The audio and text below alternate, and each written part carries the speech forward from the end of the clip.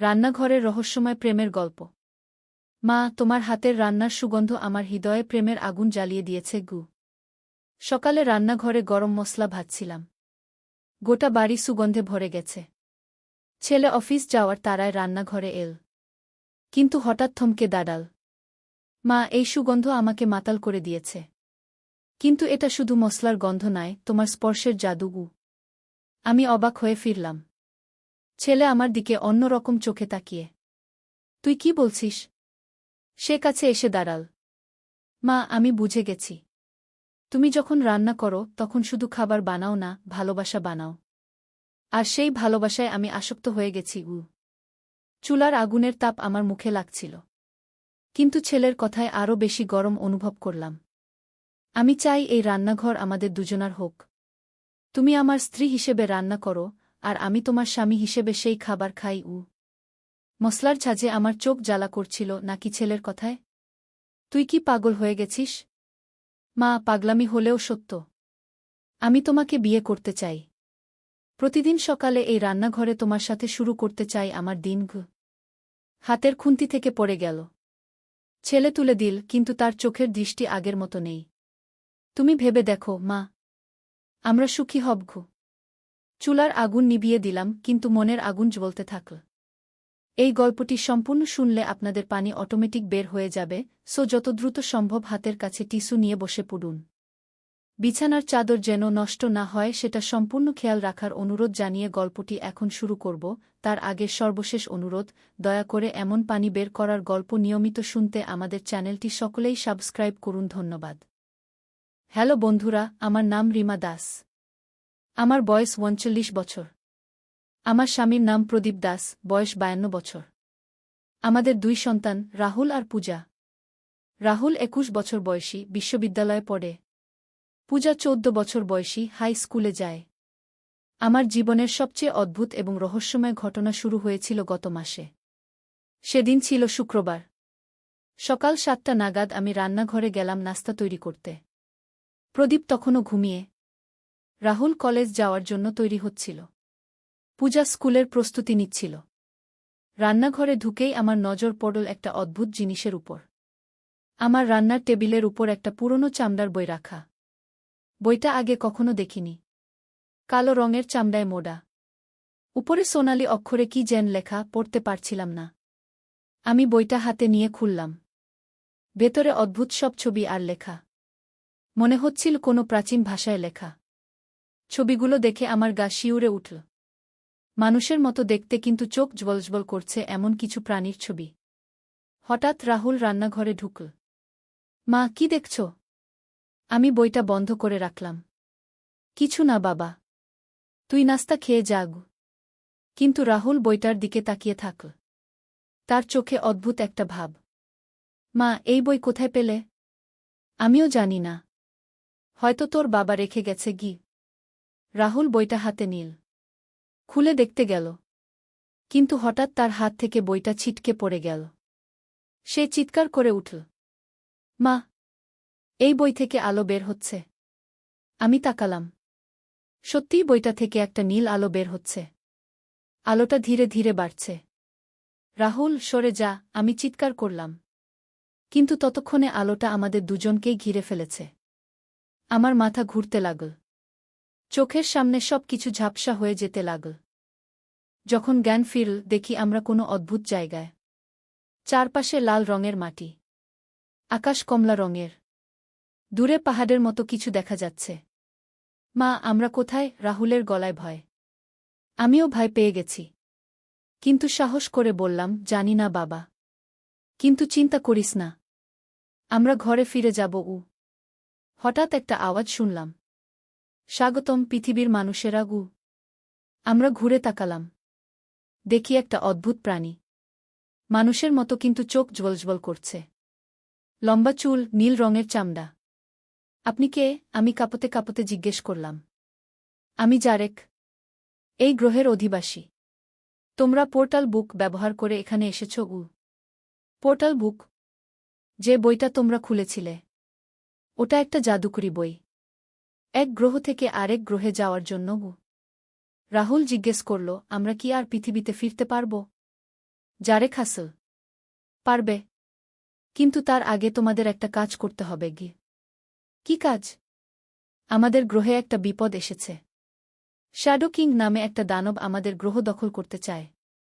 তোমাদের সাহায্য দরকার তাকে হারাতে গু। আমি অবাক হয়ে গেলাম। আমরা তো সাধারণ মানুষ।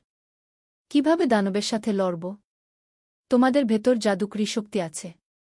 যখন তোমরা বইটা স্পর্শ করেছ তখন সেই শক্তি জেগে উঠেছে গি। জারেক তার হাত আমার কপালে রাখল। হঠাৎ আমার মাথার ভেতর অদ্ভুত একটা অনুভূতি। মনে হচ্ছিল আমি সব কিছু জানি, সব কিছু বুঝতে পারি। এখন তুমি আগুনের শক্তি নিয়ন্ত্রণ করতে পারো, জারেক বলল। আমি হাত বাড়ালাম। হঠাৎ আমার হাতের তালু থেকে একটা ছোট আগুনের বল বেরিয়ে এল। আমি চমকে গেলাম। জারেক রাহুলের কপালেও হাত রাখল। তুমি পারবে বাতাসের শক্তি নিয়ন্ত্রণ করতে গু। রাহুল হাত নাড়াল। হঠাৎ চারপাশে বাতাস ঘুরতে লাগল। এখন চলো, আমি তোমাদের আমাদের শহরে নিয়ে যাই, জারেক বলল। আমরা জারেকের সাথে হাঁটতে শুরু করলাম। পথে দেখলাম অনেক অদ্ভুত গাছপালা।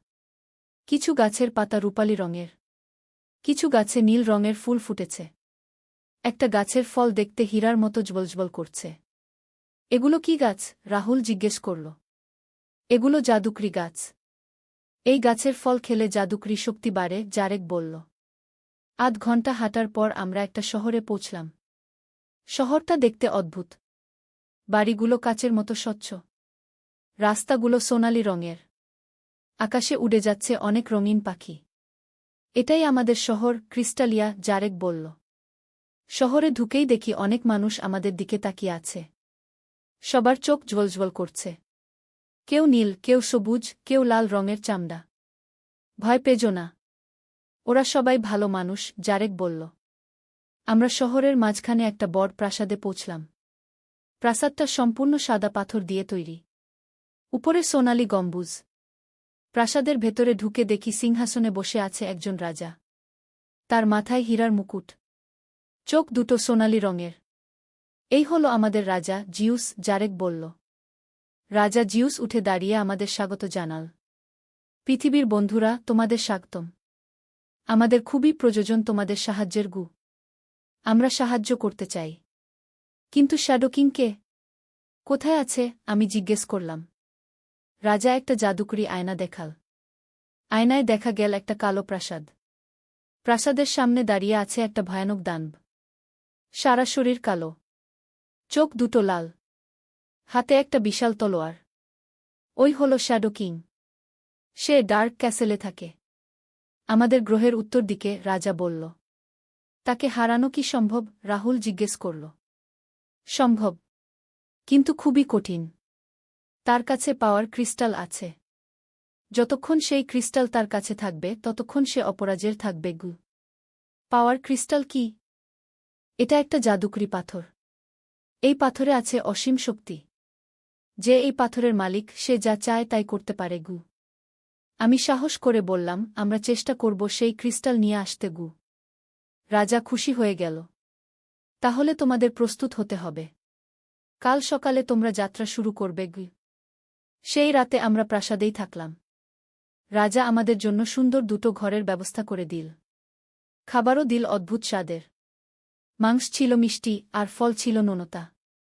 পরদিন সকালে জারেক আমাদের কিছু জাদুকরি অস্ত্র দিল। আমাকে দিল একটা জাদুকরি তলোয়ার। তলোয়ারটা ছুলেই আগুনের শিখা বেরিয়ে আসে। রাহুলকে দিল একটা জাদুকরি তীরধনুক। তীরগুলো ছোড়ার সময় বাতাসের গতি পায়। এই অস্ত্রগুলো তোমাদের সাহায্য করবে, জারেক বলল। আমরা যাত্রা শুরু করলাম ডার্ক ক্যাসেলের দিকে। সাথে ছিল জারেক আর আরও 5 জন যোদ্ধা। পথে অনেক বিপদ আসল। প্রথমে আমরা পার হলাম ফায়ার ভ্যালি। এখানে মাটিতে আগুন জ্বলছিল। আমার জাদুকরি শক্তি কাজে আসল। আমি আগুনগুলো নিয়ন্ত্রণ করে একটা নিরাপদ পথ তৈরি করলাম। তারপর আসল উইন্ড স্টর্ম এরিয়া। এখানে প্রচণ্ড ঝড় হচ্ছিল। রাহুল তার শক্তি ব্যবহার করে ঝড়ের গতি কমিয়ে দিল। সবচেয়ে কঠিন ছিল শ্যাডো ফরেস্ট। এই বনে ঢুকলেই সব কিছু অন্ধকার হয়ে যায়। আর এখানে থাকে শ্যাডো বিস্ট। এরা অন্ধকারে লুকিয়ে থেকে আক্রমণ করে। বনে ঢোকার কিছুক্ষণ পরেই আমরা ঘিরে পড়লাম। চারদিক থেকে কালো রঙের দানবরা আক্রমণ করতে এল। ওদের চোখ লাল, দাঁত ধারালো। সবাই সাবধান, জারেক চিৎকার করল। যুদ্ধ শুরু হয়ে গেল। আমি আমার তলোয়ার দিয়ে আগুনের বল ছুড়তে লাগলাম। রাহুল তীর ছুড়ে দানবদের ওড়াতে লাগল। জারেক এবং অন্য যোদ্ধারাও লড়তে লাগল। যুদ্ধ চল প্রায় 1 ঘণ্টা। অবশেষে আমরা জিতে গেলাম। সব দানব পালিয়ে গেল। খুব ভালো লড়েছ তোমরা, জারেক বলল। বন পার হয়ে আমরা পৌঁছলাম ডার্ক ক্যাসেলের সামনে। ক্যাসেলটা দেখতে ভয়ানক। সম্পূর্ণ কালো। চারপাশে কালো মেঘ। বিজলি চমকাচ্ছে। এখন সবচেয়ে কঠিন অংশ। আমাদের ভেতরে ঢুকতে হবে, জারেক বলল। ক্যাসেলের সামনে দাঁড়িয়ে আছে অনেক শ্যাডো সোলজার। ওরা আমাদের দেখেই আক্রমণ করতে এল। আরেকটা বড় যুদ্ধ হল। আমরা কোনোভাবে সোলজারদের হারিয়ে ক্যাসেলের ভেতরে ঢুকলাম।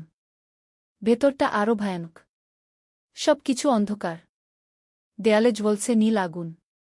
মেঝেতে কঙ্কাল পড়ে আছে। আমরা ধীরে ধীরে উঠতে লাগলাম উপরের দিকে। শ্যাডো কিং নিশ্চয়ই সবচেয়ে উঁচু ঘরে থাকবে। অবশেষে পৌঁছলাম একটা বিশাল ঘরে।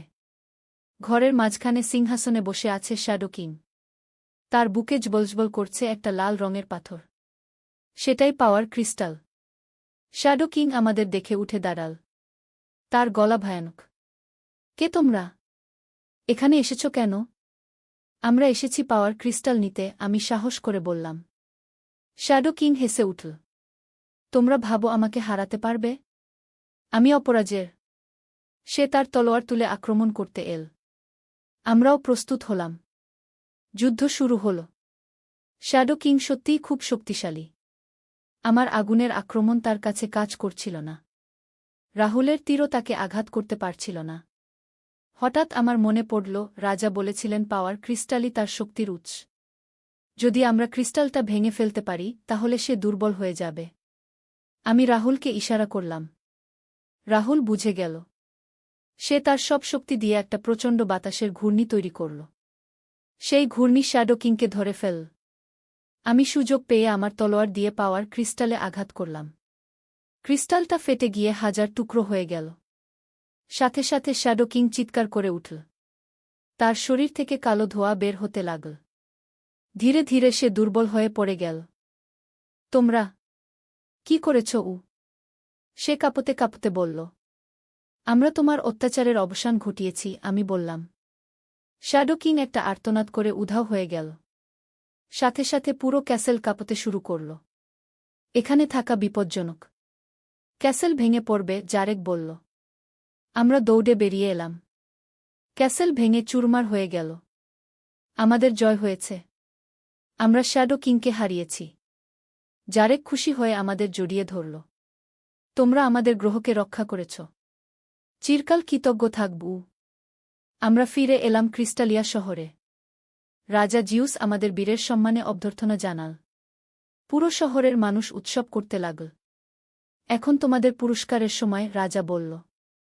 তোমাদের যা চাও তাই দেবগু। আমরা শুধু আমাদের পৃথিবীতে ফিরে যেতে চাই, আমি বললাম। রাজা হাসল। অবশ্যই। কিন্তু তার আগে একটা উপহার নাও। রাজা আমাদের দুজনকে 2টো ছোট ক্রিস্টাল দিল। এগুলো মেমোরি ক্রিস্টাল।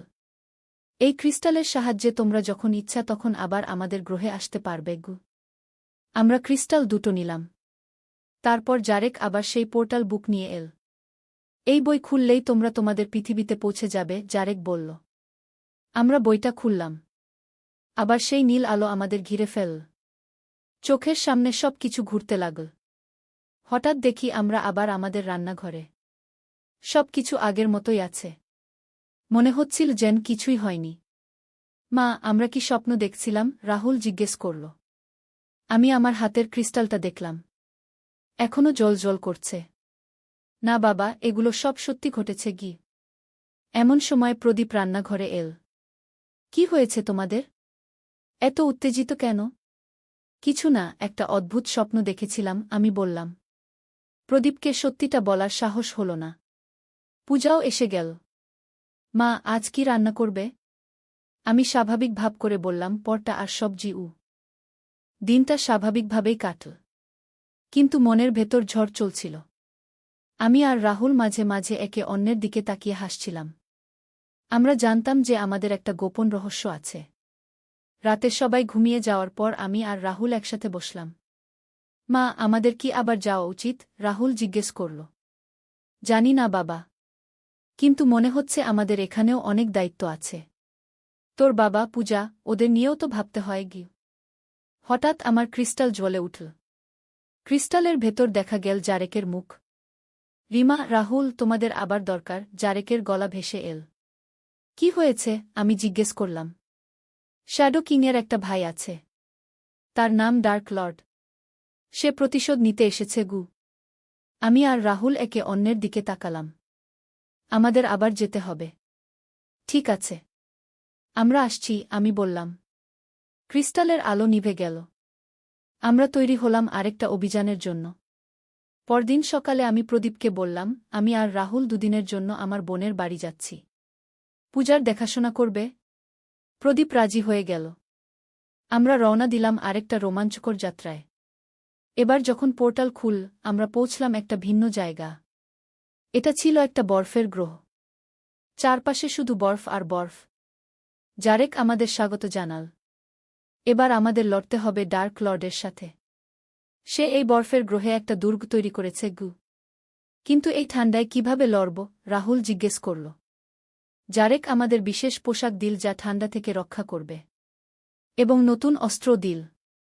আমাকে দিল একটা বরফ গলানোর তলোয়ার। রাহুলকে দিল বরফ নিয়ন্ত্রণের রড। আমরা শুরু করলাম নতুন যুদ্ধের জন্য যাত্রা। বরফের গ্রহে হাঁটা খুবই কষ্টকর। পা পিছলে পড়ে যাচ্ছিল। কিন্তু আমাদের লক্ষ্য ছিল স্থির। পথে আমরা দেখা পেলাম আইস ড্রাগনের। এরা বরফের তৈরি ড্রাগন, কিন্তু জীবন্ত। মুখ থেকে ঠান্ডা বাতাস ছুড়ে মানুষকে বরফ বানিয়ে দেয়। একটা ড্রাগন আমাদের আক্রমণ করতে এল।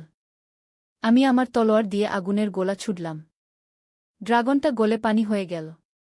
ডার্ক লর্ডের দুর্গ ছিল একটা বিশাল বরফের পাহাড়ের উপর। দুর্গের সামনে পাহারা দিচ্ছিল অনেক বরফের সৈন্য। আমরা কৌশল করে দুর্গে ঢুকলাম। ভেতরে সব কিছু বরফে ঢাকা। দেয়ালে জমে আছে বরফের স্ফটিক। ডার্ক লর্ড ছিল শ্যাডো কিংয়ের চেয়েও ভয়ানক। তার সারা শরীর নীল বরফের মতো। চোখ দুটো সাদা। হাতে একটা বরফের গদা। তোমরাই আমার ভাইকে মেরেছ, সে গর্জন করে বলল। আমরা তোমার ভাইকে থামিয়েছি। সেও তো অন্যায় করছিল, আমি বললাম। এখন আমি তোমাদের শাস্তি দেব। তোমাদের চিরকালের জন্য বরফ বানিয়ে রাখব। যুদ্ধ শুরু হল। ডার্ক লর্ড তার গদা দিয়ে আক্রমণ করতে লাগল। যেখানে তার গদা পড়ছিল সেখানে বরফ জমে যাচ্ছিল। আমি আর রাহুল মিলে লড়তে লাগলাম। আমি আগুনের আক্রমণ করলাম, রাহুল বাতাসের ঝড় তুলল। অনেকক্ষণ লড়ার পর আমরা বুঝলাম ডার্ক লর্ডের শক্তির উৎস হল তার গদা। গদাটা একটা জাদুকরী অস্ত্র। আমি রাহুলকে ইশারা করলাম। রাহুল একটা শক্তিশালী বাতাসের ঘূর্ণি তৈরি করল যা ডার্ক লর্ডের গদা ছিনিয়ে নিল। গদা হাত থেকে চলে যাওয়ার সাথে সাথে ডার্ক লর্ড দুর্বল হয়ে পড়ল। আমি সুযোগ পেয়ে তাকে আমার তলোয়ার দিয়ে আঘাত করলাম। ডার্ক লর্ড চিৎকার করে গলে পানি হয়ে গেল। আমরা আবার জিতে গেলাম। বরফের গ্রহ রক্ষা পেল। জারেক আমাদের ধন্যবাদ জানিয়ে আবার পৃথিবীতে পাঠিয়ে দিল। এভাবে আমাদের অভিযান চলতে থাকল। প্রতিবার যখনই কোনো বিপদ আসত, আমরা সেখানে গিয়ে সাহায্য করতাম। একবার আমরা গেলাম পানির নিচের গ্রহে। সেখানে সি মনস্টার নামে একটা দানব সমুদ্রের সব মাছ খেয়ে ফেলছিল। আমরা সেই দানবকেও হারিয়ে দিলাম। আরেকবার গেলাম একটা জঙ্গলের গ্রহে। সেখানে ট্রি ইটার নামে একটা কীট সব গাছ খেয়ে ফেলছিল। আমরা সেই কীটকেও ধ্বংস করলাম। এভাবে মাস 6 কেটে গেল। প্রদীপ আর পূজা কিছুই জানত না। ওরা ভাবত আমি আর রাহুল মাঝে মাঝে আত্মীয়দের বাড়ি যাই। কিন্তু একদিন আমাদের গোপনীয়তা ফাঁস হয়ে গেল। সেদিন আমি আর রাহুল যাত্রা করতে যাচ্ছিলাম। হঠাৎ পূজা রান্নাঘরে ঢুকে পড়ল। সে দেখল আমরা পোর্টাল বুক খুলে নীল আলোর ভেতর দাঁড়িয়ে আছি। পূজা চমকে গেল। মা, এটা কি হচ্ছে? পূজা চিৎকার করে উঠল। আমি ভয় পেয়ে গেলাম। কিন্তু আলো আমাদের ঘিরে ফেলেছিল। পূজাও সেই আলোর ভেতর পড়ে গেল। তিনজনেই চলে গেলাম অন্য গ্রহে। এবার আমরা পৌঁছলাম একটা রঙিন গ্রহে। এখানকার সব কিছুই রঙিন। গাছপালা, মাটি, আকাশ সব কিছুতেই হাজার রকমের রং। পূজা অবাক হয়ে চারদিক দেখছিল। মা, আমরা কোথায়? আমি পূজাকে সব কিছু খুলে বললাম। পূজা প্রথমে বিশ্বাস করতে পারল না। কিন্তু জারেক এসে হাজির হলে সে বুঝল সব সত্যি। স্বাগতম ছোট যোদ্ধা, জারেক পূজাকে বলল। আমিও কি যোদ্ধা হতে পারব? পূজা উৎসাহিত হয়ে জিজ্ঞেস করল। জারেক পূজার কপালে হাত রাখল। তুমি পারবে রঙের শক্তি নিয়ন্ত্রণ করতে গু। পূজা হাত নাড়াল। হঠাৎ চারপাশে হাজার রকমের রং ছড়িয়ে গেল। এই গ্রহে এবার বিপদ হল কালার ইটার। একটা দানব সব রং চুষে খাচ্ছে। গ্রহটা সাদাকালো হয়ে যাচ্ছে, জারেক বলল। আমরা তিনজন মিলে সেই দানবের বিরুদ্ধে লড়াই করলাম। পূজার রঙের শক্তি খুবই কাজে আসল। সে দানবটাকে এত রঙে ঢেকে দিল যে দানব অন্ধ হয়ে গেল। এরপর আমরা সেই দানবকে হারিয়ে দিলাম। এভাবে পূজাও আমাদের দলে যোগ দিল। এখন আমরা তিনজনে মিলে বিভিন্ন গ্রহে গিয়ে সাহায্য করতাম। একদিন প্রদীপও আমাদের গোপন কথা জেনে গেল। সেও আমাদের সাথে যেতে চাইল। জারেক তাকেও জাদুকরি শক্তি দিল। প্রদীপ পেল মাটির শক্তি নিয়ন্ত্রণের ক্ষমতা। এখন আমাদের পুরো পরিবারটাই মহাকাশের বিভিন্ন গ্রহে গিয়ে সাহায্য করে। আমরা স্পেস ফ্যামিলি নামে পরিচিত হয়ে উঠেছি। কিন্তু সবচেয়ে মজার ব্যাপার হল, আমাদের এই সব অভিযানের কথা কেউ বিশ্বাস করে না। বন্ধুরা ভাবে আমরা গল্প বানাচ্ছি। কিন্তু আমরা জানি সব সত্যি। আমাদের কাছে আছে মেমোরি ক্রিস্টাল, পোর্টাল বুক আর অসংখ্য অভিজ্ঞতা। প্রতিদিন রান্নাঘরে দাঁড়িয়ে মশলা ভাজার সময় আমার মনে পড়ে সেই প্রথম দিনের কথা। যেদিন রাহুল আমাকে বলেছিল, মা, তোমার হাতের রান্নার সুগন্ধ আমার হৃদয়ে প্রেমের আগুন জ্বালিয়ে দিয়েছে গু। সেদিন আমি ভেবেছিলাম সে পাগল হয়ে গেছে। কিন্তু আসলে সেদিন থেকেই শুরু হয়েছিল আমাদের এই অদ্ভুত যাত্রা। আজ আমি বুঝেছি, রান্নাঘরেই লুকিয়ে ছিল আমাদের ভবিষ্যতের চাবি। সেই পোর্টাল বুকটা এমনি এমনি আসেনি। নিশ্চয়ই কোনো কারণে এসেছিল। হয়তো ভবিষ্যৎ থেকে কেউ পাঠিয়েছিল। কিংবা অন্য কোনো গ্রহের মানুষ আমাদের নির্বাচিত করেছিল এই কাজের জন্য। যাই হোক, এখন আমরা সুখী।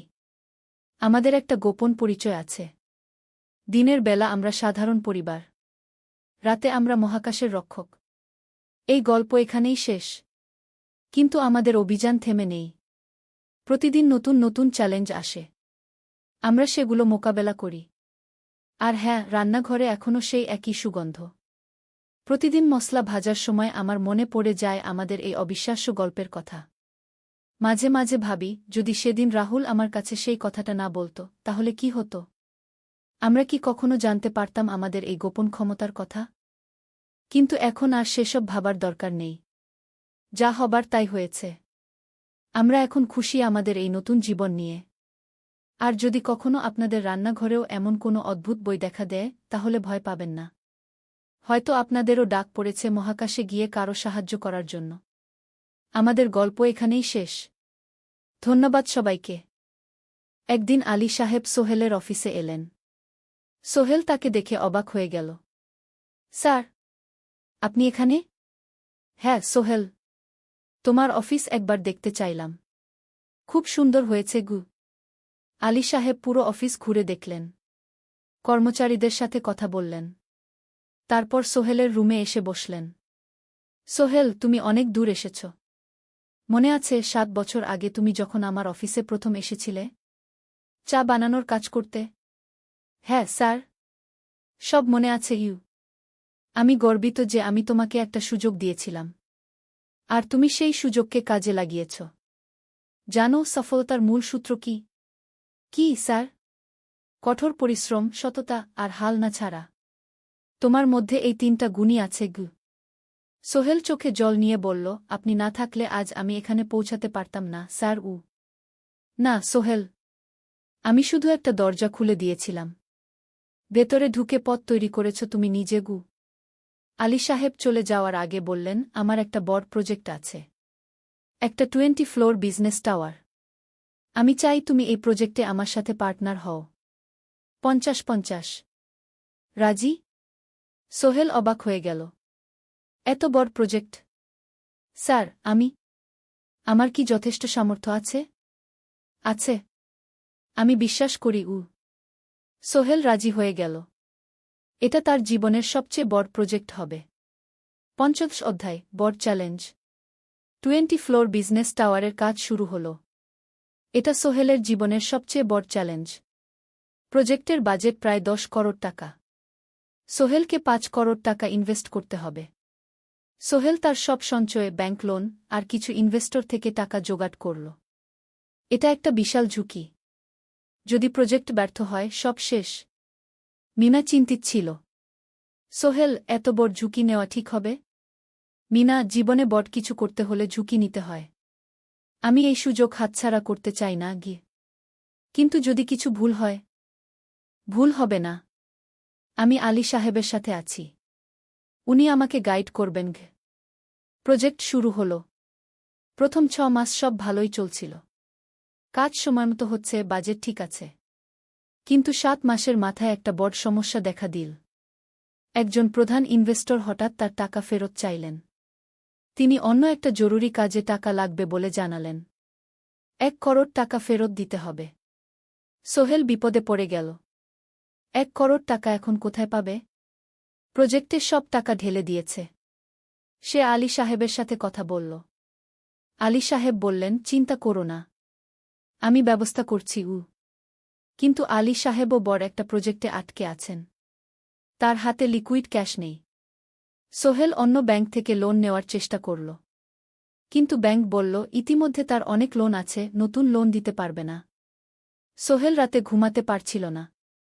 খাওয়া দাওয়া বন্ধ করে দিয়েছিল। মিনা তাকে দেখে খুব চিন্তিত হয়ে গেল। সোহেল, প্লিজ নিজেকে এভাবে শেষ করে ফেলো না। কোনো একটা রাস্তা বের হবেই কি। কিন্তু সোহেল কোনো রাস্তা দেখতে পাচ্ছিল না। ইনভেস্টর 15 দিন সময় দিয়েছে। 15 দিনের মধ্যে টাকা ফেরত না দিলে তিনি আইনি ব্যবস্থা নেবেন। 10 দিন কেটে গেল। সোহেল কোনো সমাধান খুঁজে পেল না। সে প্রায় হাল ছেড়ে দিয়েছিল। 11 দিনের দিন একটা অপ্রত্যাশিত ঘটনা ঘটল। জাহিদ ভাই, সোহেলের পুরনো সহকর্মী, তার অফিসে এলেন। জাহিদ ভাই এখন একটা রিয়েল এস্টেট কোম্পানিতে সিনিয়র ম্যানেজার। সোহেল, আমি তোমার সমস্যার কথা শুনেছি।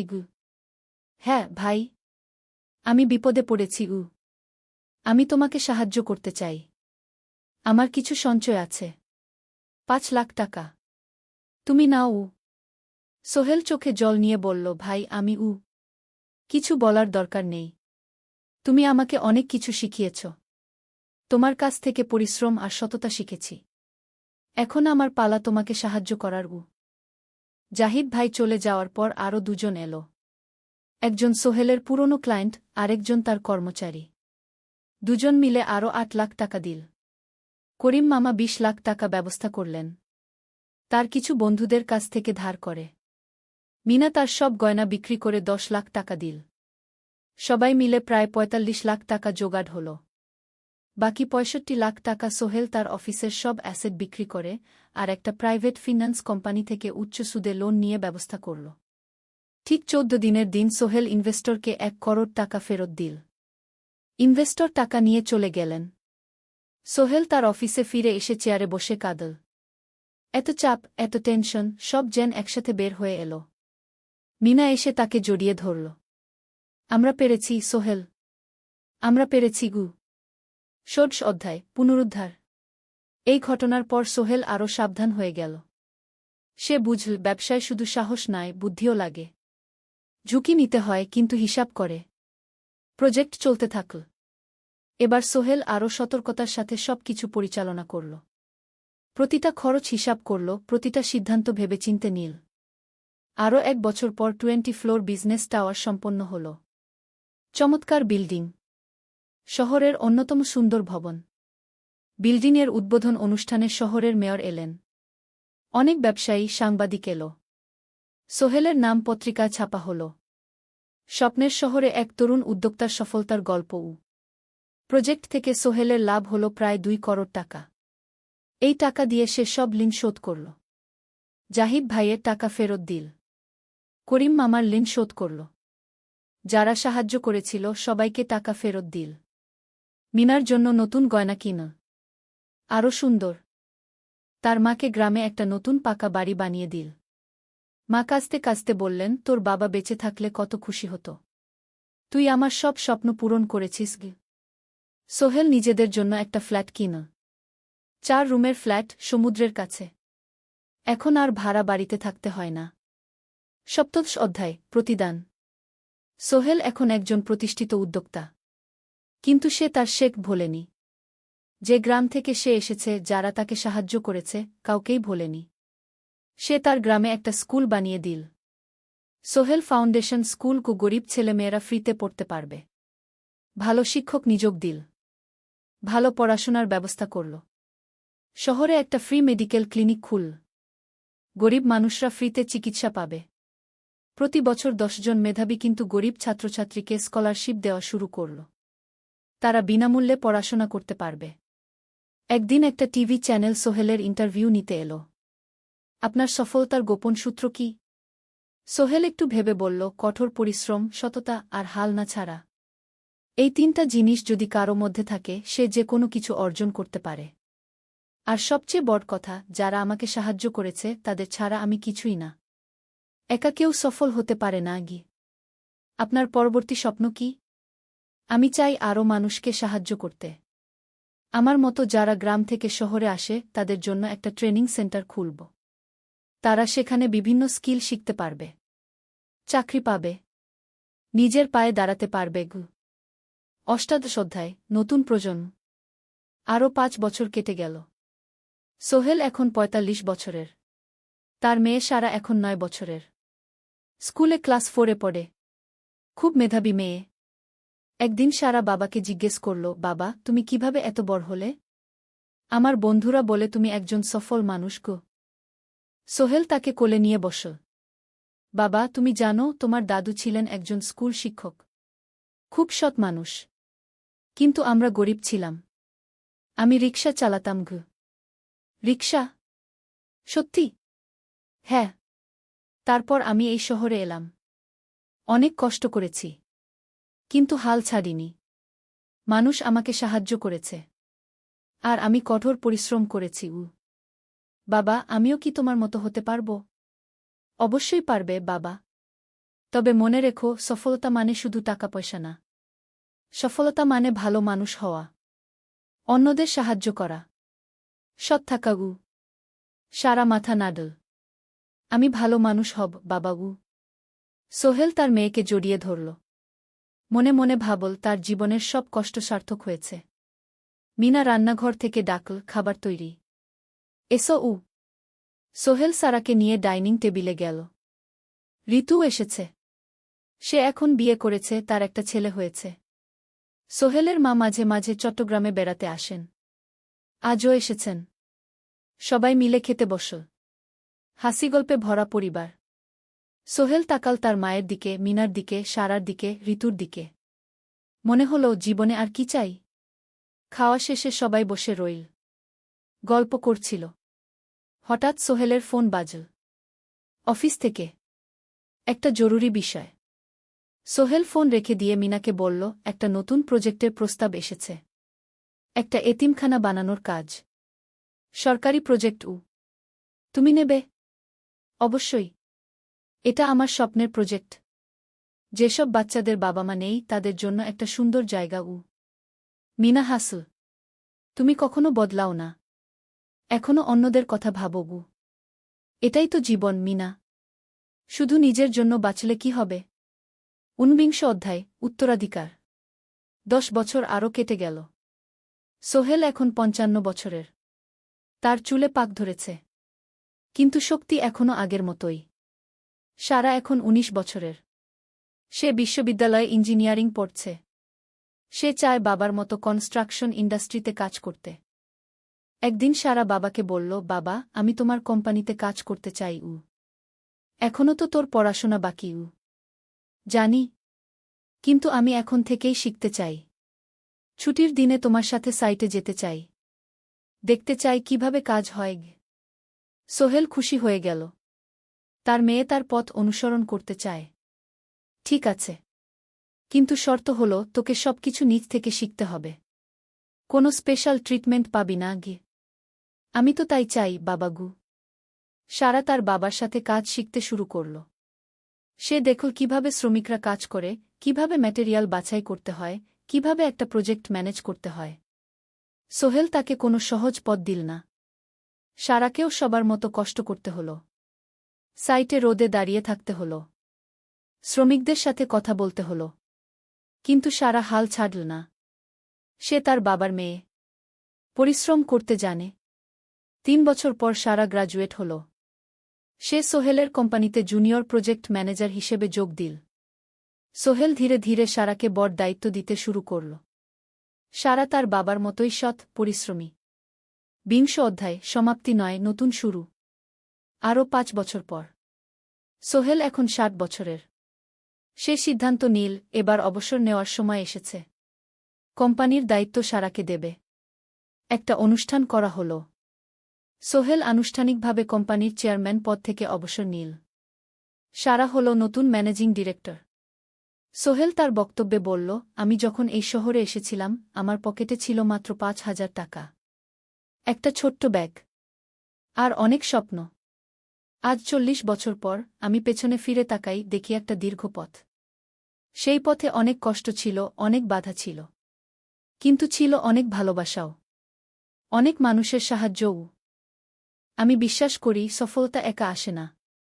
এটা আসে অনেক মানুষের সমর্থন, ভালোবাসা আর বিশ্বাস নিয়ে। আমি যা কিছু অর্জন করেছি তা আমার একার না। এটা আমার পরিবারের, আমার কর্মচারীদের, আমার বন্ধুদের, সবার। আজ আমি আমার মেয়ে সারার হাতে এই দায়িত্ব তুলে দিচ্ছি। আমি জানি সে আমার চেয়ে ভালো করবে। কারণ সে শিখেছে আমার ভুল থেকে, আমার অভিজ্ঞতা থেকে। অনুষ্ঠান শেষ হল। সবাই চলে গেল। সোহেল আর মিনা অফিসে একা দাঁড়িয়ে রইল। মিনা, মনে আছে আমরা প্রথম কখন দেখা হয়েছিলাম? হ্যাঁ, তোমার সেই ছোট্ট মুদি দোকানে। তুমি বিস্কুট কিনতে এসেছিলে। কে ভেবেছিল সেই দিন থেকে আমাদের এই পর্যস্বপ্নের শহর। প্রথম অধ্যায়, যাত্রা শুরু। সকাল 7টা বেজে গেছে।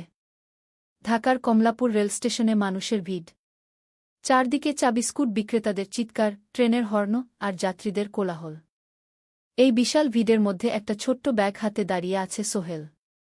বয়স মাত্র 22। গায়ের রং শ্যামলা, চোখে স্বপ্নের ঝিলিক। ভাইজা, চট্টগ্রামের টিকিট আছে? সোহেল টিকিট কাউন্টারের সামনে দাঁড়িয়ে জিজ্ঞেস করল। আছে। 3 টাকা। কাউন্টারের লোকটা উত্তর দিল। সোহেল তার পকেট থেকে টাকা বের করল। মোট 5,000 টাকা। এই টাকা সে জমিয়েছে গত 3 বছরে রিকশা চালিয়ে। তার স্বপ্ন ছিল চট্টগ্রাম গিয়ে একটা ভালো চাকরি পাওয়া। গ্রামে আর থাকতে চায় না সে। বাবা মারা গেছেন 10 বছর আগে। মা আর ছোট বোন ঋতুকে নিয়ে সংসার চালাচ্ছিল রিকশা চালিয়ে। কিন্তু এভাবে তো আর সারা জীবন চলবে না। টিকিট কেটে সোহেল প্ল্যাটফর্মে এল। ট্রেন ছাড়বে আর মাত্র 15 মিনিট পরে। সে একটা বেঞ্চে বসে পড়ল। ব্যাগটা বুকের কাছে চেপে ধরল। এই ব্যাগে আছে তার সব সম্পদ, কিছু কাপড়, একটা ছোট্ট ফটো ফ্রেমে বাবা মায়ের ছবি, আর কিছু টাকা। কোথায় যাচ্ছেন? পাশে বসা একজন বয়স্ক মানুষ জিজ্ঞেস করলেন। চট্টগ্রাম কাকা। চাকরি খুঁজতে যাচ্ছি। কে? সোহেল বিনয়ের সাথে উত্তর দিল। ভালো। তবে শহরে সাবধানে থাকবেন। শহর মানে অনেক সুযোগ, কিন্তু অনেক ফাঁদও আছে। বয়স্ক লোকটা বললেন। সোহেল মাথা নাড়ল। সে জানে শহরের জীবন সহজ না। কিন্তু তার কোনো বিকল্প নেই। গ্রামে রিকশা চালিয়ে মাসে 3,500 টাকা আয় হতো। তার মধ্যে সংসার চালাতে হতো, বোনের স্কুলের খরচ দিতে হতো, মায়ের ওষুধের খরচ দিতে হতো। কিছুই বাঁচত না। আর এই জীবন থেকে বেরোনোর একটাই পথ, শহরে গিয়ে ভালো কাজ খুঁজে নেওয়া। সোহেল মনে মনে ভাবল তার বাবার কথা। বাবা ছিলেন একজন স্কুল শিক্ষক। খুব সৎ মানুষ ছিলেন। সবসময় বলতেন, সোহেল, তুই লেখাপড়া শিখে বড় মানুষ হবি। আমাদের পরিবারে আর কেউ বড় চাকরি করেনি। তুই করবি। কিন্তু বাবা যখন মারা গেলেন তখন সোহেল মাত্র এসএসসি পরীক্ষা দিয়েছে। ফলাফল ভালো হয়েছিল, জিপিএ অর্ধচতু। কিন্তু বাবার মৃত্যুর পর আর পড়া হল না। পরিবারের দায়িত্ব নিতে হল। ট্রেন ছাড়ল।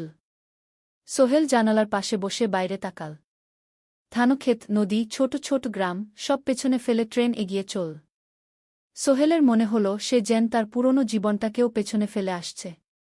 ট্রেনে একজন হকার এসে চা বিক্রি করছিল। সোহেল একটা চা কিনল। 10 টাকা। চা খেতে খেতে সে ভাবছিল, চট্টগ্রাম পৌঁছে কি হবে? করিম মামা তাকে সাহায্য করবেন তো? চাকরি পাওয়া যাবে তো? করিম মামা আসলে সোহেলের খুব দূর সম্পর্কের মামা। সোহেলের দাদির বোনের ছেলে। অনেক বছর আগে গ্রাম ছেড়ে চট্টগ্রামে চলে গিয়েছিলেন। সেখানে একটা কনস্ট্রাকশন কোম্পানিতে কাজ করেন। বছরে একবার দুবার গ্রামে আসতেন।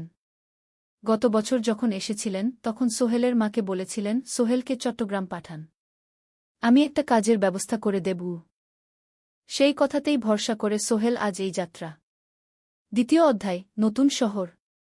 চট্টগ্রাম পৌঁছাতে প্রায় 6 ঘণ্টা লেগে গেল। দুপুর 1টা বাজে। সোহেল স্টেশন থেকে বের হয়ে শহরের রাস্তায় দাঁড়াল। কি বিশাল শহর! এত গাড়ি, এত মানুষ। চারদিকে উঁচু উঁচু বিল্ডিং, দোকানপাট, মানুষের ভিড়। সোহেল কিছুক্ষণ দাঁড়িয়ে থাকল সব কিছু দেখতে দেখতে। তার মনে হচ্ছিল সে যেন অন্য কোনো পৃথিবীতে এসে পড়েছে। তার পকেটে একটা ছোট্ট কাগজ আছে। সেখানে লেখা একটা ঠিকানা, করিম মিয়া, বাড়ি নং 23, রোড নং 5, আগ্রাবাদ, চট্টগ্রামকে। সোহেল একটা রিকশা ডাকল। কত নেবেন আগ্রাবাদ যেতে? 50 টাকা গু। সোহেল রিকশায় উঠল। রাস্তার দুধারে দোকান, মার্কেট, অফিস, সব কিছু দেখতে দেখতে সে অবাক হয়ে গেল। এত বড় শহর, এত কিছু! গ্রামের সেই ছোট্ট বাজারের সাথে কোনো তুলনাই হয় না। প্রায় আধা ঘণ্টা পর রিকশা একটা পুরনো বাড়ির সামনে থামল। 3 তলা বাড়ি, কিন্তু রং উঠে গেছে। সিঁড়ি দিয়ে উঠে 3য় তলায় করিম মামার ফ্ল্যাটে নক করল। দরজা খুলল এক মধ্যবয়সী মহিলা। কে? আসসালামু আলাইকুম আপা। আমি সোহেল। নোয়াখালীর গ্রাম থেকে এসেছি। করিম মামা বাড়িতে আছেন? মহিলা তাকে মাথা থেকে পা পর্যন্ত দেখল। করিম তো অফিসে গেছে। তুমি কে?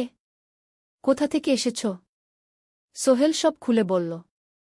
মহিলা তাকে ভেতরে ঢুকতে দিল। বসো। করিম সন্ধ্যায় ফিরবে গু। ফ্ল্যাটটা ছোট। 2টো রুম, একটা ছোট্ট রান্নাঘর আর একটা বাথরুম। কিন্তু সোহেলের কাছে খুব সুন্দর লাগল। গ্রামের সেই টিনের ঘরের চেয়ে তো অনেক ভালো। মহিলা তার নাম জানাল সালমা। করিম মামার স্ত্রী। তাদের 2টো ছেলে, একজন ক্লাস 8-এ পড়ে, আরেকজন ক্লাস 5-এ। খেয়েছ? সালমা আপা জিজ্ঞেস করল।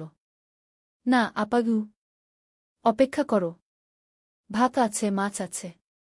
খাও। সোহেল প্রথমে রাজি হতে চাইল না। কিন্তু খুব খিদে পেয়েছিল। সকাল থেকে শুধু একটা চা আর বিস্কুট খেয়েছে। খাওয়া দাওয়ার পর সোহেল বসে রইল। সালমা আপা তাকে গল্প করতে লাগল। তোমার মা কেমন আছেন? তোমার বোন? ভালো আছে আপা। মার একটু গেটে বাত আছে। ওষুধ খাচ্ছেন।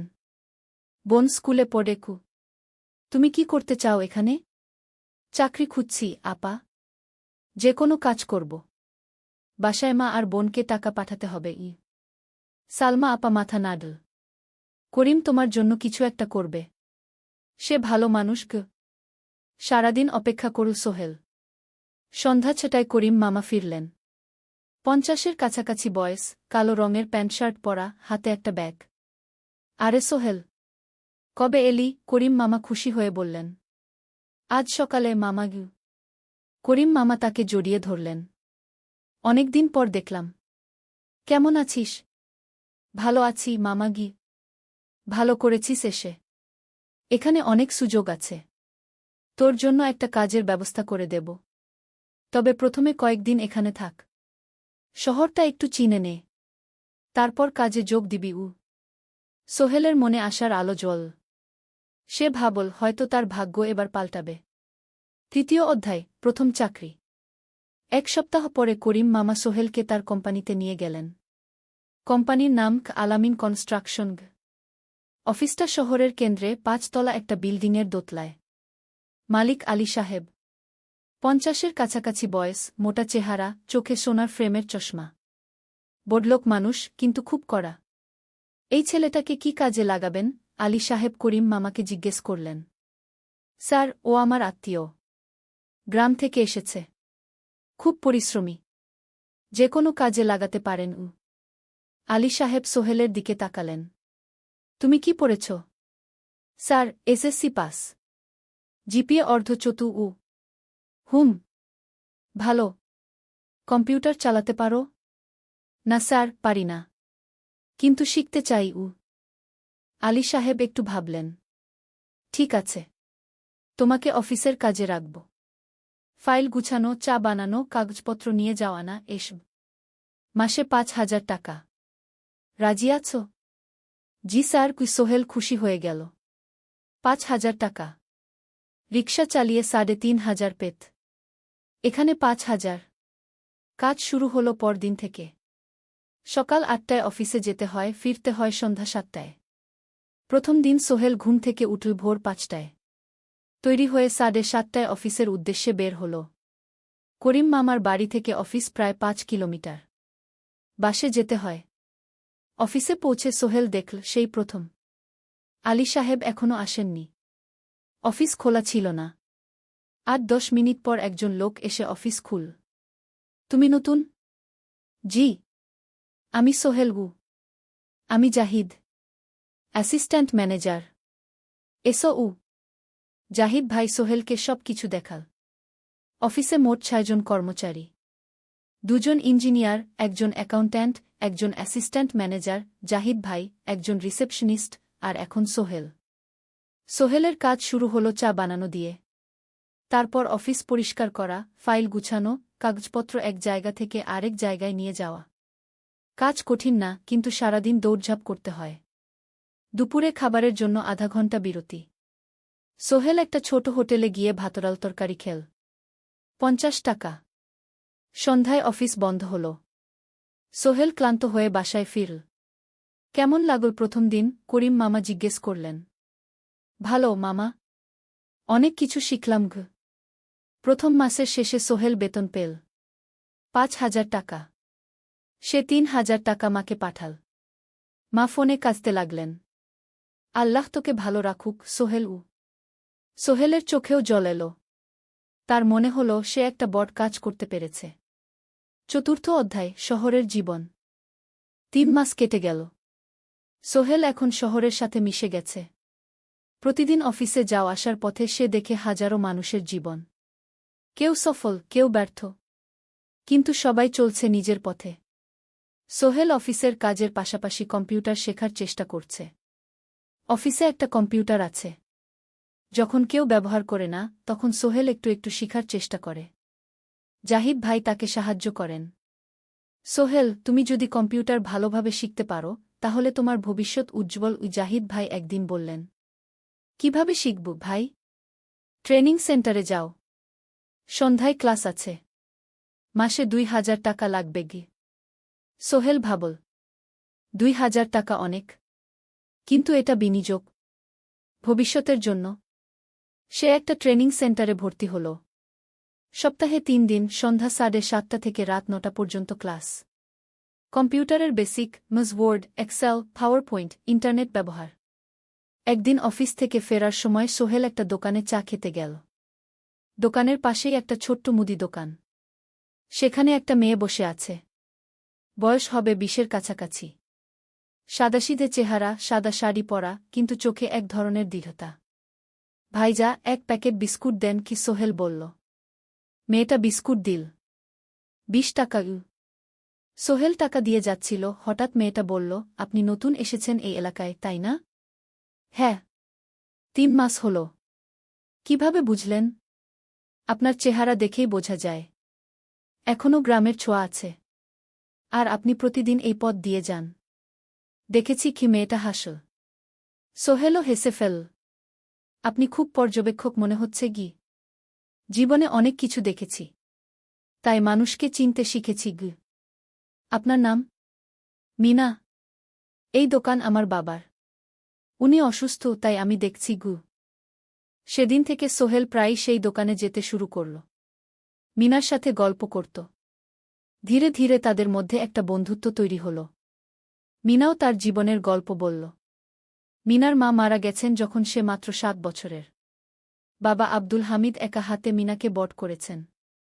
মুদি দোকান দিয়ে সংসার চালান। মিনা কলেজে পড়ে, অনার্স সেকেন্ড ইয়ার।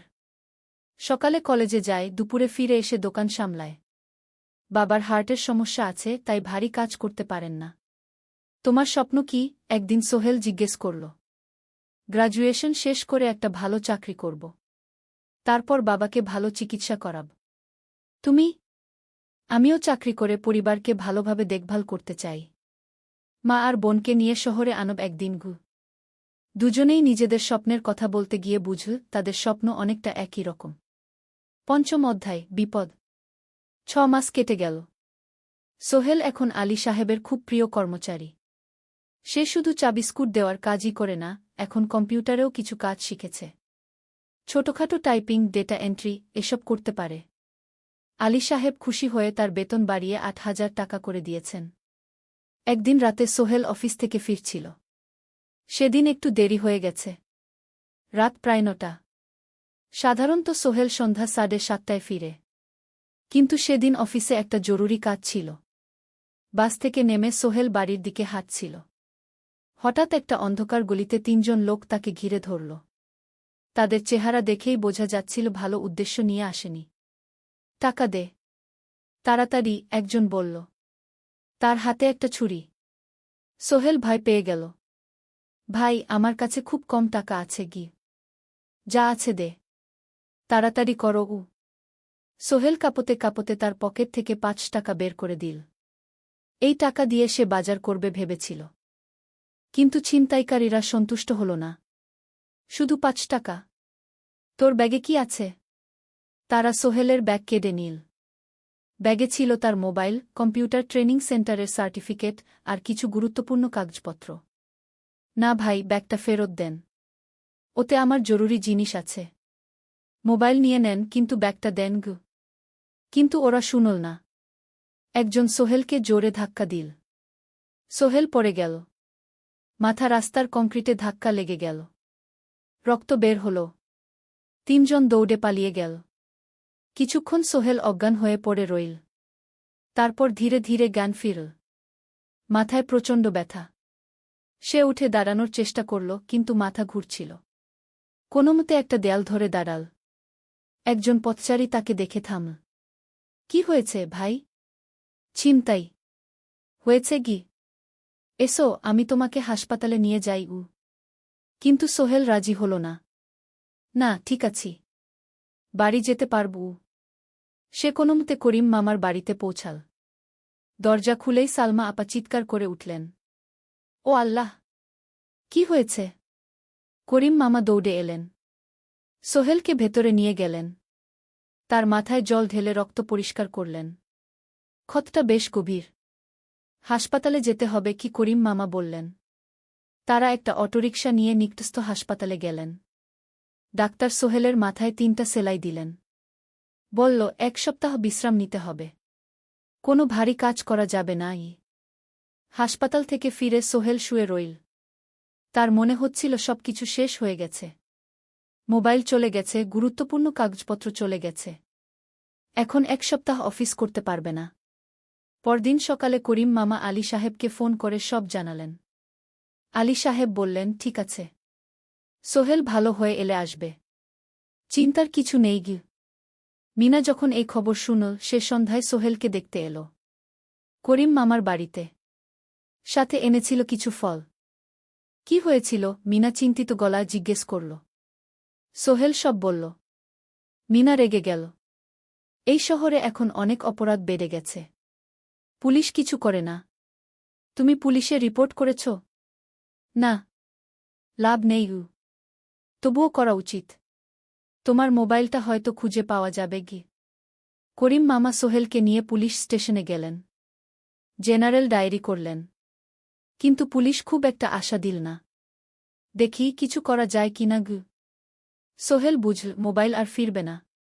সেই 1 সপ্তাহ সোহেলের জীবনের সবচেয়ে কঠিন সময় ছিল।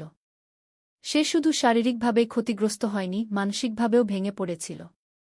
প্রতিরাতে দুঃস্বপ্ন দেখত। সেই 3 জন ছিনতাইকারীর মুখ ভুলতে পারছিল না। মিনা প্রায় প্রতিদিন আসত। তাকে সাহস দিত। তুমি হাল ছেড়ো না সোহেল। জীবনে এরকম খারাপ সময় আসে।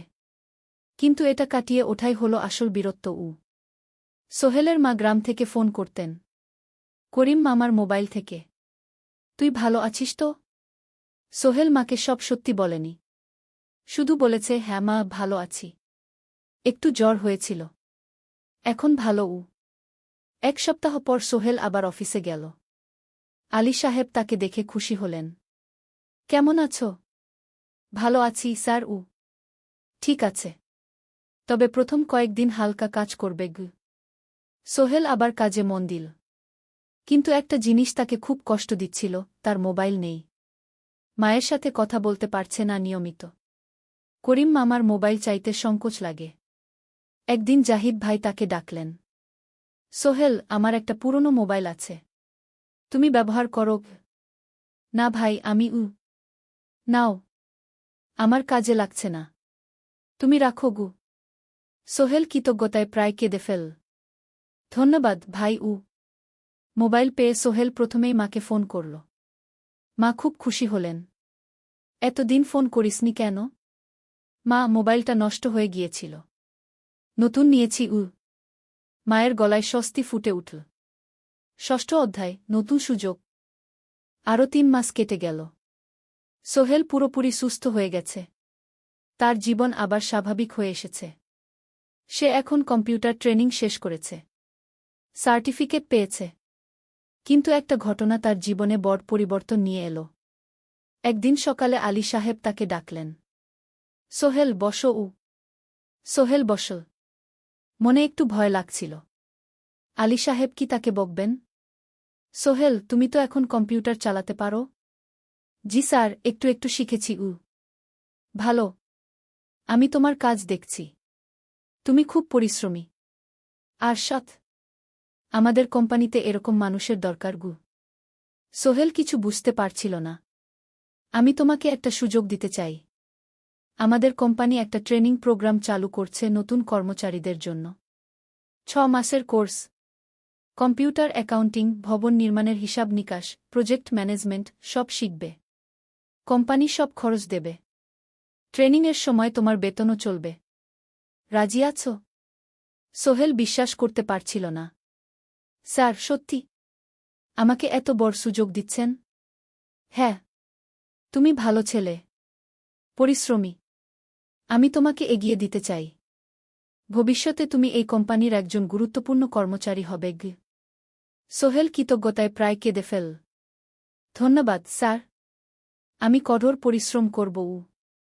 আমি জানি। সেদিন সন্ধ্যায় সোহেল মিনার দোকানে গেল। মিনাকে খবরটা দিল।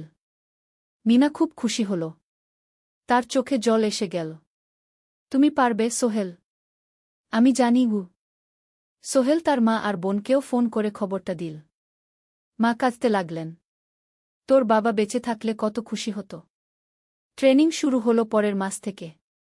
প্রতিদিন সকালে 3 ঘন্টা ক্লাস, তারপর বাকি সময় অফিসের কাজ। ক্লাসে 5 জন নতুন কর্মচারী। সবাই তরুণ, উৎসাহী। শিক্ষক ছিলেন একজন অভিজ্ঞ ইঞ্জিনিয়ার। নাম রহিম স্যার। তিনি খুব ভালোভাবে সব কিছু বুঝাতেন। কম্পিউটার অ্যাকাউন্টিং, এক্সেলে জটিল ক্যালকুলেশন, প্রজেক্টের বাজেট তৈরি, সময় ব্যবস্থাপনা সব। সোহেল পুরো মনোযোগ দিয়ে শিখতে লাগল। সন্ধ্যায় বাড়ি ফিরে প্র্যাকটিস করত। করিম মামার ছেলের কাছ থেকে একটা ল্যাপটপ ধার নিত কখনো কখনো। 6 মাস পরে ট্রেনিং শেষ হল। সবাই সার্টিফিকেট পেল। আলী সাহেব একটা অনুষ্ঠান করলেন। সোহেল সেরা পারফর্মার হিসেবে একটা বিশেষ পুরস্কার পেল, 5,000 টাকা বোনাস। আলী সাহেব ঘোষণা করলেন, সোহেল, আজ থেকে তুমি আমাদের জুনিয়র অ্যাকাউন্ট অ্যাসিস্ট্যান্ট। তোমার বেতন 15,000 টাকা। সোহেল অবাক হয়ে গেল। 8,000 থেকে 15,000। প্রায় দ্বিগুণ। সেদিন রাতে সোহেল ঘুমাতেই পারল না। খুশিতে, উত্তেজনায় তার চোখে ঘুম নেই। সে ভাবল তার জীবন কিভাবে বদলে যাচ্ছে। 2 বছর আগে যে রিকশা চালাত, আজ সে একটা নামকরা কোম্পানির অ্যাকাউন্ট অ্যাসিস্ট্যান্ট। 7ম অধ্যায়, প্রেম ও প্রস্তাব। 1.5 বছর হয়ে গেল সোহেলের চট্টগ্রাম আসার। সে এখন একজন সফল যুবক। তার মা গ্রামে খুব খুশি। প্রতি মাসে সোহেল 10,000 টাকা পাঠায়। ছোট বোন ঋতু এখন কলেজে ভর্তি হয়েছে সোহেলের পাঠানো টাকায়। মায়ের চিকিৎসাও ভালোভাবে হচ্ছে। মিনার সাথে সোহেলের সম্পর্ক এখন আর শুধু বন্ধুত্ব নয়। দুজন দুজনকে ভালোবাসে। কিন্তু কেউ কাউকে সরাসরি বলার সাহস পায়নি। প্রতিদিন দেখা হয়, গল্প হয়, কিন্তু সেই একটা কথা বলা হয়ে ওঠে না। একদিন শুক্রবার ছুটির দিন। সোহেল মিনাকে বলল, আজ কি একটু ঘুরতে যাবে? কোথায়? পতেঙ্গা বিচ। তুমি কি কখনো গেছ? না। কিন্তু আমার দোকান শুক্রবার তোমার বাবা সামলাবে মিনা রাজি হয়ে গেল। দুপুরে দুজনে বাস নিয়ে পতেঙ্গা গেল। সমুদ্র দেখে মিনা অবাক হয়ে গেল। কি সুন্দর! দুজনে বালিতে বসল। ঢেউয়ের শব্দ শুনতে শুনতে গল্প করছিল। হঠাৎ সোহেল বলল, মিনা, তোমার সাথে কিছু বলার ছিল। বলো। সোহেল একটা লম্বা শ্বাস নিল। তুমি জানো আমি তোমাকে ভালোবাসি। মিনা হাসল। তার চোখ ভিজে গেল। জানি। আমিও তোমাকে ভালোবাসি সোহেল। সোহেল অবাক হয়ে গেল। সত্যি? হ্যাঁ। অনেকদিন ধরেই জানি। তুমি আমার জীবনে এসে সব কিছু বদলে দিয়েছ। তোমার সাথে থাকলে আমার মনে হয় আমি যে কোনো কিছু করতে পারব। দুজনে কিছুক্ষণ চুপ করে বসে রইল। সমুদ্রের ঢেউ এসে পায়ে লাগছিল। সূর্য পশ্চিমে ঢলে পড়ছে। আকাশ লালকুমলা হয়ে গেছে। কিন্তু আমার বাবার সাথে কথা বলতে হবে, মিনা বলল। আমি তৈরি। যখন বলবে তখন বলব। পরের সপ্তাহে সোহেল মিনার বাবার সাথে কথা বলল। আব্দুল হামিদ সাহেব প্রথমে একটু দ্বিধা করলেন। তুমি কোনো পরিবারের ছেলে? তোমার বাবা কি করতেন? সোহেল সব সত্যি বলল। তার বাবা ছিলেন স্কুল শিক্ষক। মারা গেছেন 10 বছর আগে। মা গ্রামে থাকেন। ছোট বোন কলেজে পড়ে। তুমি নিজে কি করো? আমি আলামিন কনস্ট্রাকশন কোম্পানিতে জুনিয়র অ্যাকাউন্ট অ্যাসিস্ট্যান্ট। মাসে 15,000 টাকা বেতন। আব্দুল হামিদ সাহেব ভাবলেন। তারপর বললেন, দেখো, মিনা আমার একমাত্র সন্তান। তার মা নেই। আমি একা তাকে বড় করেছি। আমি চাই মিনা একজন ভালো ছেলের সাথে বিয়ে হোক। তুমি দেখতে ভালো ছেলে মনে হচ্ছে। কিন্তু আমাকে তোমার মায়ের সাথে দেখা করতে হবে। তোমার পরিবারকে জানতে হবে। জি আঙ্কেল। আমি ব্যবস্থা করছি। সোহেল খুশিতে আটখানা। সে সেদিন রাতেই তার মাকে ফোন করল। মাকে সব বলল। মা প্রথমে অবাক হলেন। তারপর খুশি হলেন। মিনা মেয়েটা কেমন? খুব ভালো মা। তুমি দেখলে পছন্দ করবে। ঠিক আছে। আমি আর ঋতু আসছি চট্টগ্রাম। 2 সপ্তাহ পর সোহেলের মা আর বোন চট্টগ্রাম এলো। সোহেল তাদের নিয়ে মিনার বাড়িতে গেল। 2 পরিবার একসাথে বসল। মিনার বাবা সোহেলের মাকে দেখে খুশি হলেন। সোহেলের মা সহজ সরল ভদ্রমহিলা।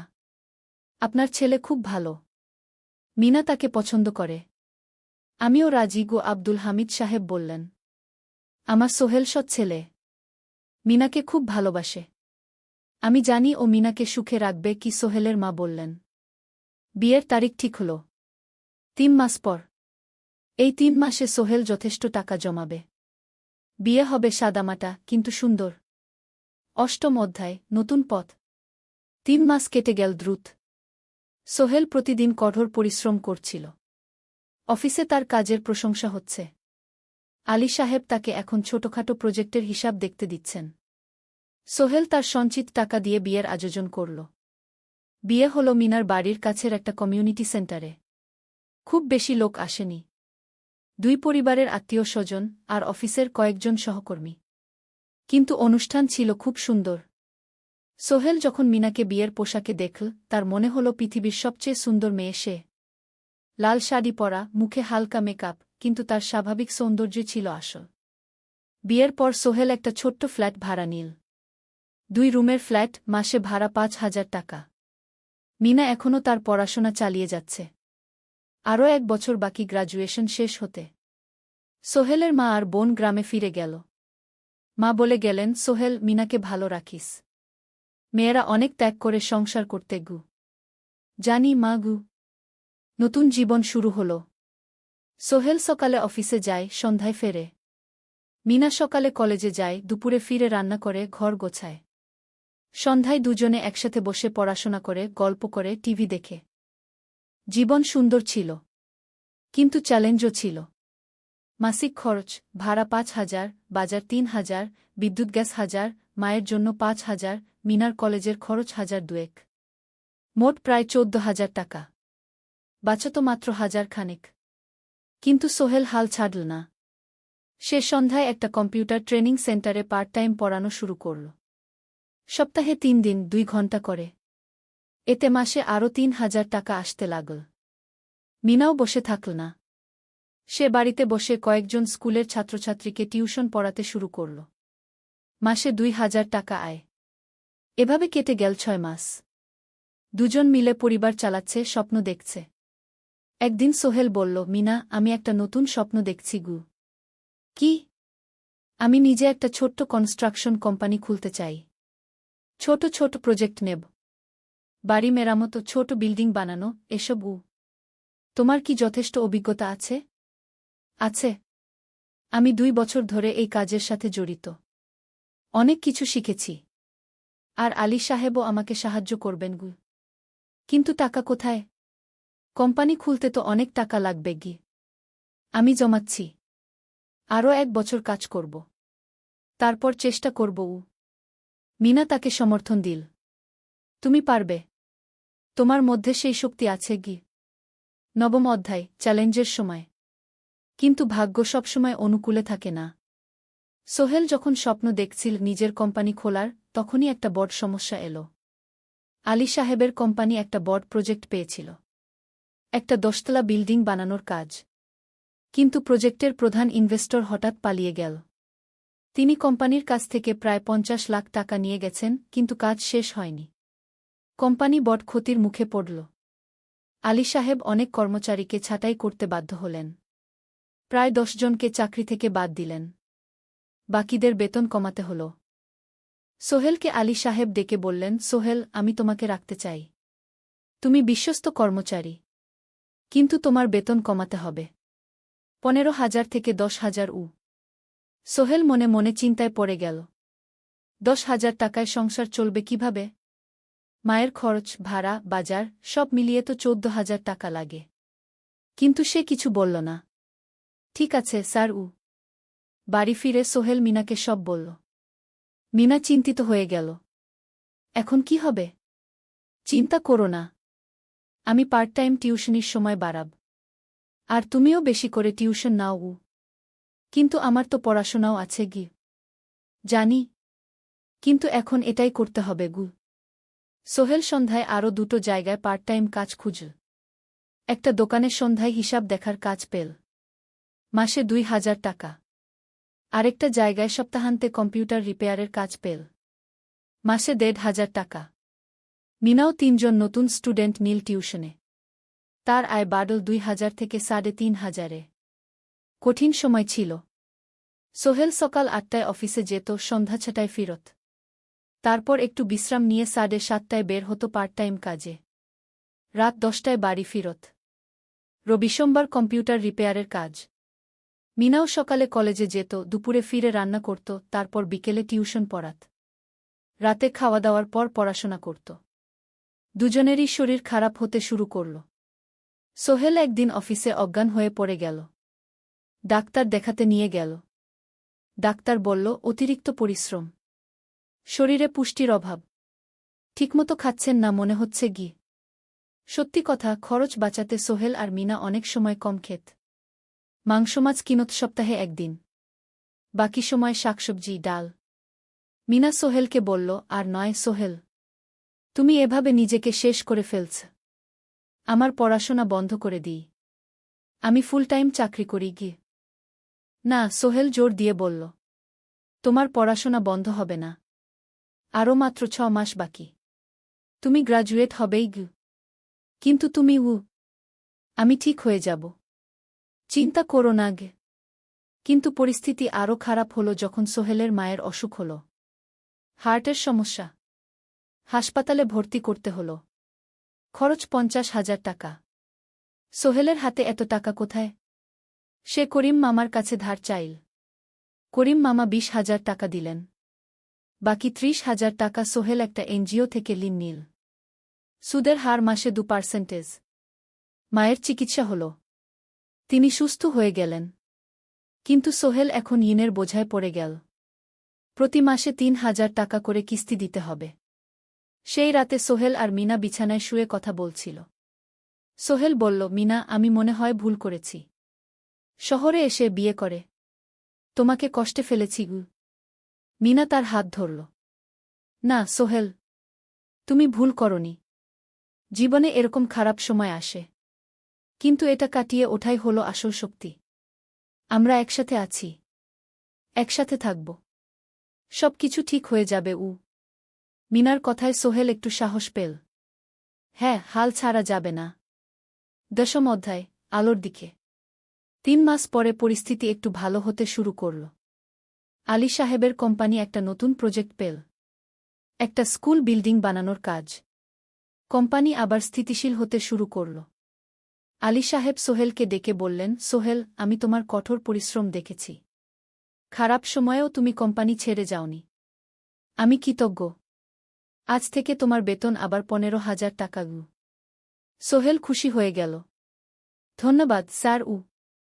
মিনাও গ্র্যাজুয়েশন শেষ করল, ভালো ফলাফল করল। সে এখন চাকরি খুঁজছে। একদিন মিনা একটা প্রাইভেট স্কুলে শিক্ষিকার ইন্টারভিউ দিতে গেল। ইন্টারভিউ ভালো হল, তাকে নিযোগ দেওয়া হল। বেতন 12,000 টাকা। সেদিন সন্ধ্যায় দুজনে মিলে একটা ছোট্ট পার্টি করল। একটা বিরিয়ানি কিনল, কোমল পানীয় কিনল। দুজনে মিলে খেল। আমরা পেরেছি সোহেল, মিনা বলল। হ্যাঁ, আমরা পেরেছি।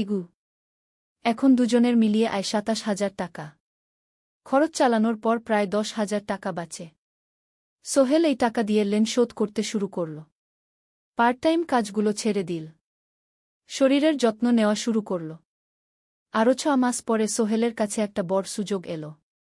আলী সাহেব একদিন তাকে ডাকলেন। সোহেল, তুমি কি নিজের ব্যবসা করতে চাও? স্যার, আমি তোমাকে একটা ছোট্ট প্রজেক্ট দিতে চাই। একটা 3 তলা বিল্ডিংয়ের কনস্ট্রাকশন।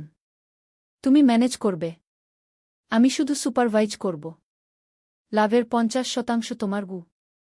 সোহেল ভাবল, এটা একটা বড় সুযোগ, কিন্তু ঝুঁকিও আছে।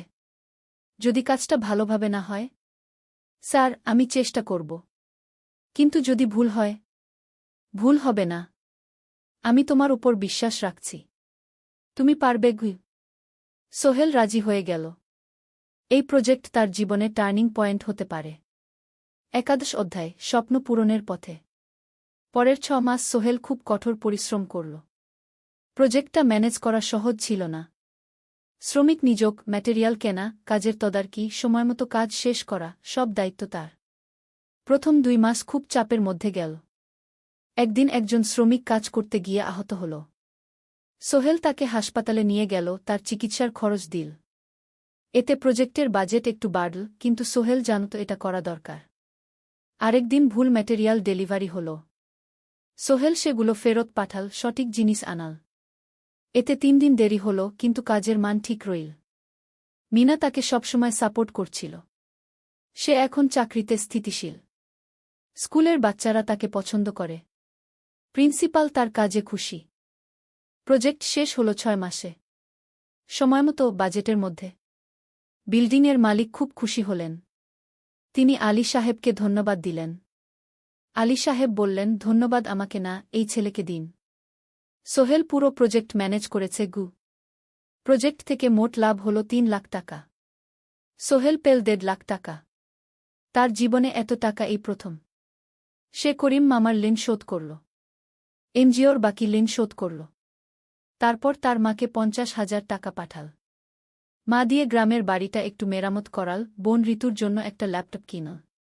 বাকি টাকা দিয়ে সোহেল একটা ব্যাংক অ্যাকাউন্টে জমা রাখল, ভবিষ্যতের জন্য। আলী সাহেব সোহেলকে আরও 2টো প্রজেক্ট দিলেন, এবার একটু বড়। সোহেল আত্মবিশ্বাসের সাথে সেগুলোও শেষ করল। 2 বছর পরে সোহেল সিদ্ধান্ত নিল, এবার নিজের কোম্পানি খোলার সময় এসেছে। 10 অধ্যায়, নতুন শুরু। সোহেল তার সব জমানো টাকা দিয়ে একটা ছোট্ট অফিস ভাড়া নিল। 2 রুমের অফিস। একটা রুমে কাজের জায়গা, আরেকটায় ছোট্ট মিটিং রুম। অফিসের সামনে একটা বোর্ড লাগাল, Sohel construction and development. Mina তাকে সাহায্য করছিল। সে অফিসের অ্যাকাউন্টস দেখত সন্ধ্যায় স্কুল থেকে ফিরে। দুজন মিলে একটা টিম।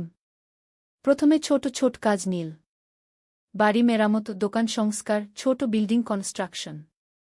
কাজের মান ভালো রাখার চেষ্টা করল, সময়মতো শেষ করল, দাম ন্যায্য রাখল।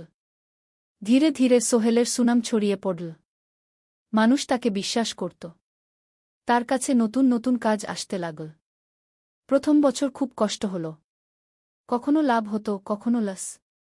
কিন্তু সোহেল থেমে থাকল না। সে শিখতে লাগল ব্যবসা কিভাবে চালাতে হয়। দ্বিতীয় বছরে পরিস্থিতি ভালো হল। সোহেল এখন ৩ জন স্থায়ী কর্মচারী নিযোগ দিল। একজন ইঞ্জিনিয়ার, একজন সুপারভাইজার, একজন অফিস সহায়ক। তৃতীয় বছরে একটা বড় প্রজেক্ট পেল। একটা স্কুল বিল্ডিং বানানোর কাজ। ৫ তলা বিল্ডিং। সোহেল পুরো মনোযোগ দিয়ে কাজটা করল। শ্রমিকদের ভালো বেতন দিল, ভালো ম্যাটেরিয়াল ব্যবহার করল, সময়মতো কাজ শেষ করল। স্কুল কর্তৃপক্ষ খুব খুশি হল। তারা সোহেলের কাজের প্রশংসা করল। এই প্রজেক্ট থেকে সোহেল প্রায় ৫ লাখ টাকা লাভ করল। এই টাকা দিয়ে সে আরও ভালো একটা অফিস নিল। আরও কর্মচারী নিযোগ দিল। এখন তার কোম্পানিতে ১০ জন স্থায়ী কর্মচারী। প্রজেক্ট অনুযায়ী আরও শ্রমিক নিযোগ দেওয়া হয়। ত্রয়োদশ অধ্যায়, পরিবার। এদিকে সোহেল আর মিনার সংসারেও খুশির খবর এল। মিনা গর্ভবতী। ৯ মাস পর তাদের একটা মেয়ে হল। নাম রাখল সারা। সারা যখন জন্মাল, সোহেলের মা আর বোন চট্টগ্রামে এল। মা ১ মাস থেকে গেলেন। মিনাকে সাহায্য করলেন। সোহেল এখন একটা বড় ফ্ল্যাট ভাড়া নিয়েছে। ৩ রুমের ফ্ল্যাট। একটা রুমে সোহেল, মিনা, একটায় সারা, আরেকটায় অতিথি রুম। মায়ের জন্য সোহেল সিদ্ধান্ত নিল তাকে চট্টগ্রামে নিয়ে আসবে। গ্রামে একা থাকা ঠিক না। কিন্তু মা রাজি হলেন না। না বাবা, আমি গ্রামেই থাকব। এখানে আমার পরিচিত মানুষ আছে। তোর বোনকে নিয়ে যা। ও ঢাকায় পড়ছে, চট্টগ্রামে এনে ভালো কোথাও ভর্তি করিয়ে দেগি। সোহেল তাই করল। ঋতুকে চট্টগ্রাম বিশ্ববিদ্যালয়ে ভর্তি করিয়ে দিল। ঋতু এখন সোহেলের ফ্ল্যাটে থাকে, বিশ্ববিদ্যালয়ে পড়ে। সোহেলের মনে হল তার জীবন এখন পরিপূর্ণ। স্ত্রী, মেয়ে, বোন সবাই তার কাছে। ব্যবসা ভালো চলছে। মা গ্রামে সুখে আছেন। চতুর্দশ অধ্যায়, সফলতার শিখরে। ৫ বছর কেটে গেল। সোহেল এখন একজন সফল উদ্যোক্তা। তার কোম্পানি কি সোহেল কনস্ট্রাকশন অ্যান্ড ডেভেলপমেন্ট এখন চট্টগ্রামে বেশ পরিচিত। প্রায় ৩০ জন কর্মচারী তার অধীনে কাজ করে। সোহেল এখন শুধু ছোট প্রজেক্ট করে না, বড় বড় প্রজেক্টও করে। একটা ৮ তলা বিজনেস কমপ্লেক্স বানানোর কাজ পেয়েছে। একটা হাসপাতাল বিল্ডিং বানাচ্ছে। মিনা এখনও স্কুলে পড়ায়। সে এখন ভাইস প্রিন্সিপাল। সাথে সোহেলের কোম্পানির অ্যাকাউন্টস ম্যানেজার। ২ জন মিলে ব্যবসা চালা। সারা এখন ৪ বছরের। স্কুলে ভর্তি হয়েছে। খুব চালাক মেয়ে। ঋতু বিশ্ববিদ্যালয় থেকে গ্রাজুয়েট হয়ে একটা ব্যাংকে চাকরি পেয়েছে। একদিন আলী সাহেব